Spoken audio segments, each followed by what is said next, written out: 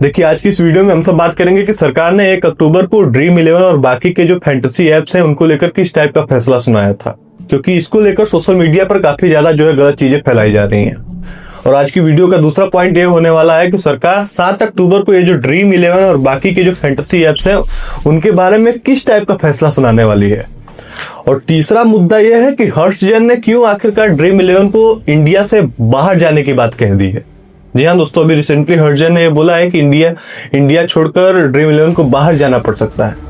तो आज हम इन 3 मुद्दों पर बात करेंगे। एक छोटा 2-3 मिनट का वीडियो होने वाला है, तो वीडियो को आप लास्ट तक जरूर देखिएगा। नमस्कार, मेरा नाम है नौनी ठाकुर और स्वागत है आपका आपके अपने YouTube channel the Singh cric shorts में, जहां मैं आपको क्रिकेट और स्पोर्ट्स एंटरटेनमेंट से जुड़ी सारी खबरें देता हूं।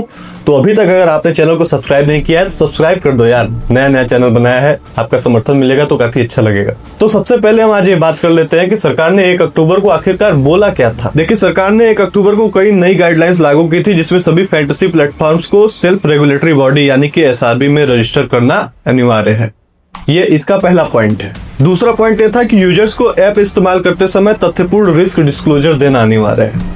यानी यूजर जो यूज कर रहे हैं ऐप को, उसमें किस किस टाइप के रिस्क हैं उनको ये चीज बताना, उनको बराबर अपडेट देते रहना, ये चीज अनिवार्य है। ये इसका पॉइंट नंबर 2 था। पॉइंट नंबर 3 बताता हूँ। मिनिमम एज 18 साल निर्धारित की गई है और प्रमोशनल और बोनस ऑफर पर पाबंदी लगाई है, जिससे कि जो युवा जुए की तरफ आकर्षित हो रहे थे उस चीज से वो बच सकेंगे। और इसका चौथा जो सबसे मेन पॉइंट है, सरकार ने इन गेम्स पर लगभग 28% GST लागू किया है अपने सरकारी रेवेन्यू के लिए। यानी एक तरीके से देखा जाए तो सरकारी रेवेन्यू में कोई गिरावट नहीं आई है। अभी तक हमको ये लग रहा था कि ड्रीम इलेवन जो कि जिसकी तरफ से सरकार को GST और सारी चीजें काफी बड़े अमाउंट में मिलती थी, तो क्या इससे सरकार को भी घाटा होगा। तो शायद सरकार ड्रीम इलेवन को बैन नहीं करेगी, इसके पेड कॉन्टेस्ट को बैन नहीं करेगी, लेकिन सरकार ने 28% जो इसके ऊपर GST लगा दिया, इससे देख के तो लग रहा है कि सरकार के रेवेन्यू में कोई फर्क नहीं आएगा, बल्कि उनके रेवेन्यू में तो बढ़ावा होने वाला है। नुकसान किसको होगा?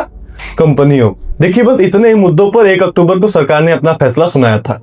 अब मैं बात करता हूं कि 7 अक्टूबर को सरकार ड्रीम इलेवन और बाकी के फैंटेसी एप्स के बारे में किस टाइप का फैसला सुनाने वाली है। इसमें सबसे पहला पॉइंट ये होगा कि क्या फैंटेसी गेम्स पूरी तरीके से स्किल बेस्ड है या इन पर जुए के कानून लागू होने चाहिए। दूसरा पॉइंट ये है कि जो 28% सरकार ने GST लागू किया है, कहीं इससे पूरी तरीके से ये जो कंपनियां हैं डूब तो नहीं जाएंगी, क्योंकि इनके जो ओनर्स है इन्होंने जो है सरकार से और कोर्ट में जाके ये अपनी याचिका दी थी कि सरकार अगर 28% GST लगा देगी तो एक तरीके से देखा जाए तो कंपनियों का गला ही घोट दिया जा रहा है, तो हमें तो कुछ बचेगा ही नहीं, सब कुछ तो सरकार के पास चला जाएगा। तो इस पे भी कोर्ट जो है फैसला अपना सुनाएगी। देखिए, कई लोगों को ऐसा लग रहा है कि सरकार ही ये सारी चीजें करवा रही है, तो आपको बता देना चाहूंगा कि कुछ राज्य सरकारें ऐसी हैं जो कि इन ऐप्स को अपने राज्यों में पूरी तरीके से बैन करवाना चाह रही हैं।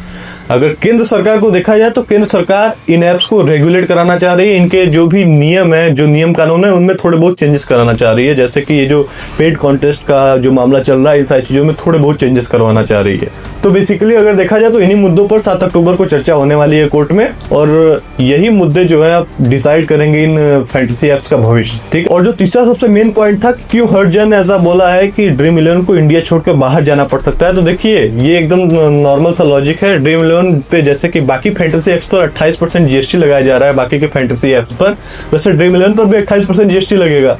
तो हर्ष जैन का भी यही कहना है कि अगर 28% आप GST लगा रहे हो, ऊपर से पेड कॉन्टेस्ट जो था उसको भी बंद कर रहे हो, तो ड्रीम इलेवन का रेवेन्यू तो पूरा गिर जाएगा। सरकार को तो रेवेन्यू बढ़ रहा है, लेकिन ड्रीम इलेवन और बाकी के जो फैंटेसी एप्स हैं उनका तो रेवेन्यू गिर जाएगा, तो कोई मतलब नहीं है। इसलिए उन्होंने बोला है कि अगर ऐसे 28% GST लागू रहता है तो शायद हमारा तो गला ही घुट जाएगा भैया, तब फिर हम भी देश छोड़कर भागना ही पड़ेगा हमको। इसलिए हर्ष जैन ने बोला है कि अगर इसमें चेंजेस होने जरूरी है, ये 28% जो GST सरकार ने लागू किया है, क्योंकि अगर ऐसा नहीं हुआ तो हमें भी इंडिया छोड़कर जाना पड़ेगा। तो देखिए, यही सारी बातें हैं। और सोशल मीडिया पर जो इधर उधर काफ़ी चीज़ें मैंने देखा जो चलाई जा रही हैं, झूठी फेक है, कोई उसका मतलब नहीं है। और अगर ये वीडियो आपको इन्फॉर्मेटिव लगी हो तो वीडियो को लाइक और चैनल को सब्सक्राइब जरूर कीजिएगा। जय हिंद।